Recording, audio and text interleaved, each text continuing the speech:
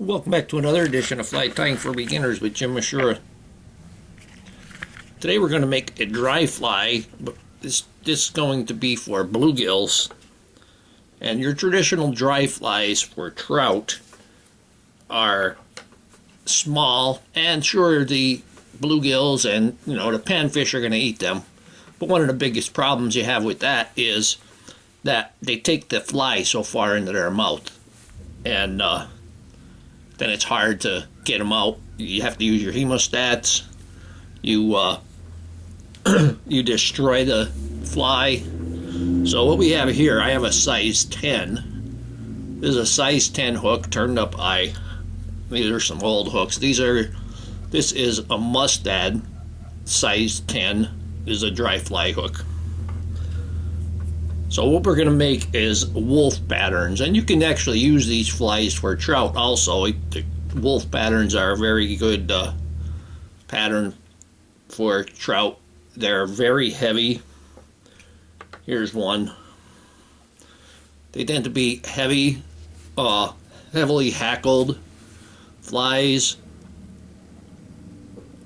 They got deer hair body, deer hair wings, and a very heavy hackle, and that's for heavy water if you're going to fish them for trout.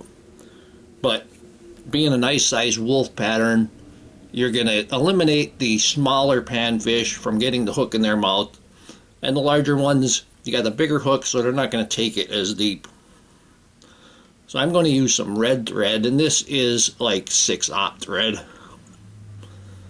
The reason I'm using red is I want that color on the head. No particular reason, just give it a little extra color there. We're going to bring that thread back to where the hook starts to bend.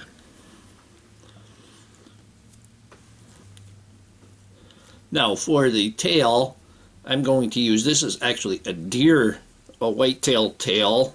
And it was dyed yellow, but I'm going to use this side, which is a nice brown color, kind of a yellowish brown color. You could go ahead and use the yellow. The nice thing about making flies for panfish, and especially bluegills, you can make them just about any color you want. So I'm going to take, that's probably too much. I'm going to take about half of that.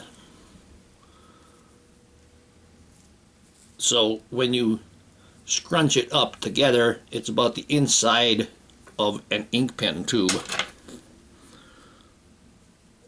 We're going to cut them off. Then we're going to we're going to pull any long ones out, and then we're going to pull any short ones out of the other side. We could go ahead and put this in our hair stacker. I'm going to use my large hair stacker for, this is a 3-inch hair stacker. And this is good for getting deer tail lined. Just put it in there and give it a few hits.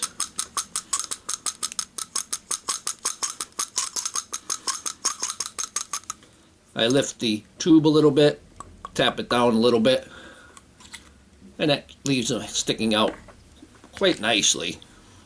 You can see they're all lined up. Then we're going to take them out.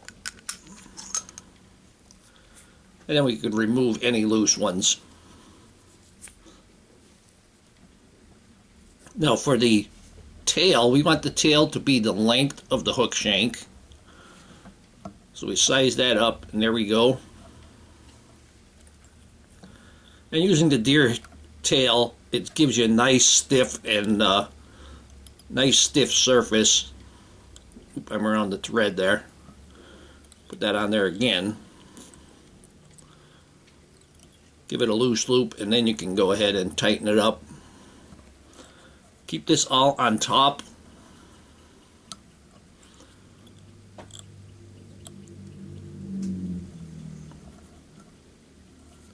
If you have to, you can make some larger gaps in your wines to keep it on top. And then we want to keep that about an eye length and a half from the eye. We could go ahead and put several wraps right in front of it to help stand it up.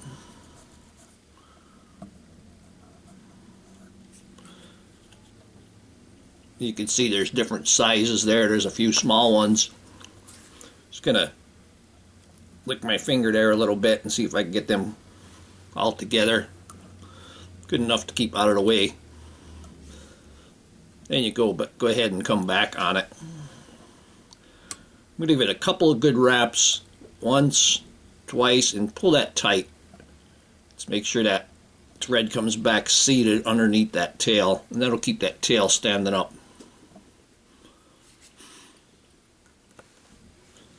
Now for the body, I'm going to use, this is some Krystal Dub, or Sparkle Dub, whatever you'd like to call it. It's a hair blend. And I'm going to make this, I'm going to tie this, I got mahogany brown here, just to keep it a nice neutral color. Use that mahogany brown. Then if I run into anything on a trout stream and I happen to have this fly with me, I can always use that. Could always use this on the trout too. They said wolves are good, especially in faster water. You want to make that noodle relatively skinny. So that means you want to pull the fibers apart so you get a nice long noodle. I pulled a little bit too much out, but it's kind of hard with this Krystal Dub to get a really small amount and actually have the Krystal Dub in there still.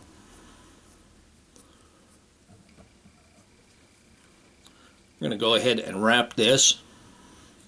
So I'm actually going to wrap backwards on it first. See, I was a little bit away. And then coming forward, I caught a deer hair in there. I'll just trim that off. A couple ways you can do that is use your scissors. I'm going to protect everything. And I'm going to use my lighter. Got one more there. And lighter took care of that. Now this wing is a little bit thin, but I'm going to use this anyway. I'm just going to divide it. Take your bodkin needle and leaving the wing tall like this, like it's twice as long as it should be. It helps you with the dividing.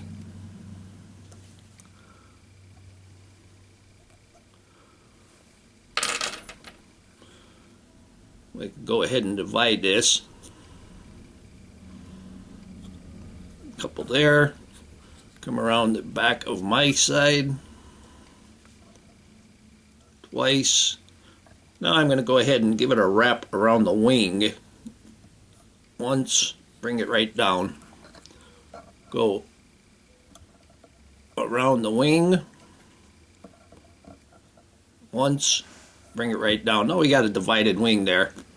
And still they don't look like they're the best, but these are still very long wings.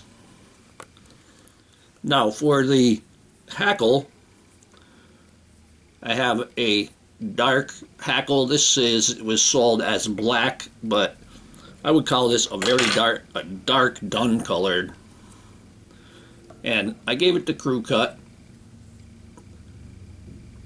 And we're going to tie that in right between the wings. I'm going to get that back first, leaving a little bit of the crew cut exposed. You can see there's a little bit of the crew cut exposed there. Go down easily, and then when you get to the bottom, you can pull it tight. And then pull that tight.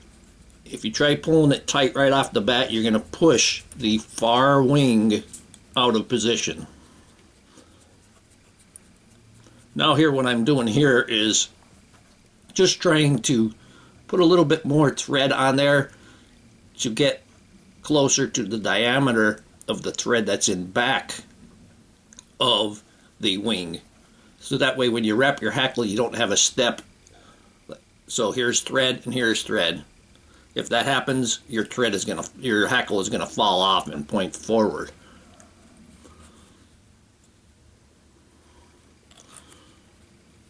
So we just put a few there. Then we have about 1.5 lengths there, and we're going to leave that thread about in the middle.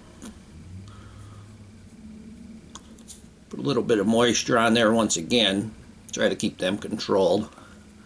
Now when we start to wrap, there we're half a wrap in, 3/4 of a wrap in, and the hackle hasn't started to flare yet.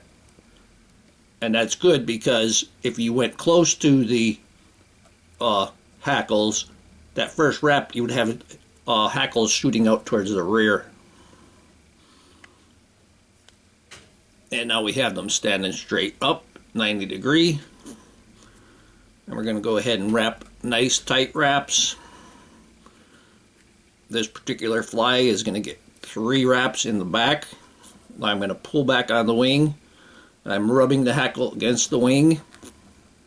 And that is going to fill what would be a gap on that far side, the side that you're looking at. I'm going to go ahead and put my hackle pliers on this, make it a little easier for myself. Now I'm going to put several more wraps, nice tight wraps right there.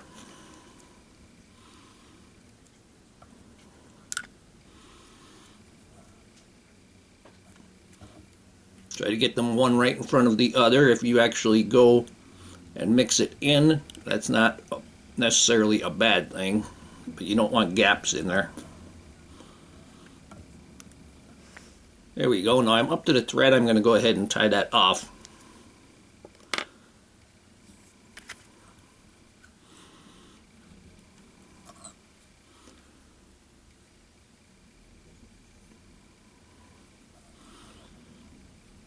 Fold that hackle back.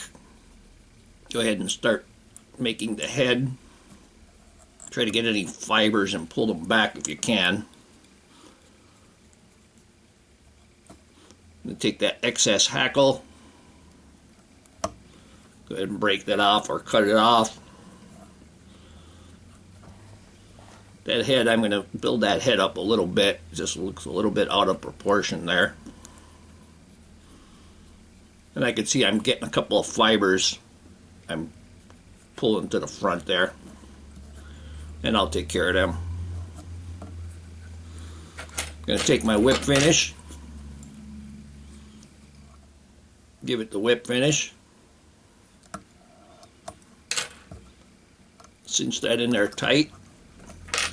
Take your poke and snip, aka cuticle trimmer. Get rid of that. Okay, now I'm going to cut the wing, and the wing should be just about maybe a half a hackle, a half meaning from the shank to the tip, maybe about a half of that longer than the hackle. Or it should be about the length of the hook shank. Now you got a nice wolf fly for the panfish. It's going to sit on the water well. Just going to trim off a couple of long ones here. I got a stray hair over here from the wing that collapsed.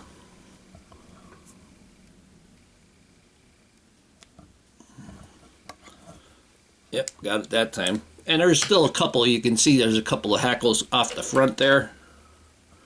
Just going to use my lighter again. Give them a quick shot. Take your head cement. Put a little bit of head cement. I always start on the easiest part. Kind of rotate it. And putting head cement is probably a good idea on these because, you know, panfish, bluegills, and brim and such, they really do some damage. But in the early spring, or in the springtime when they're going to nests and things like that, if you had a lot of rain and you can't fish a stream because the water's too high, go and give some bluegill fishing a try. I'm sure, I know you're gonna love it. Use a light rod and get some practice, casting practice and some hooking practice. And if you're a beginner, learning to catch bluegills on dry flies teaches you a lot in hooking trout and such. So I hope that you learned something from this video. Hope that you would subscribe to my channel. Please visit my sponsors. If you'd like to purchase any of these flies, please visit my Etsy page at etsy.com/shop/the Flyman Jim. And most of all, I thank you very much for watching my videos.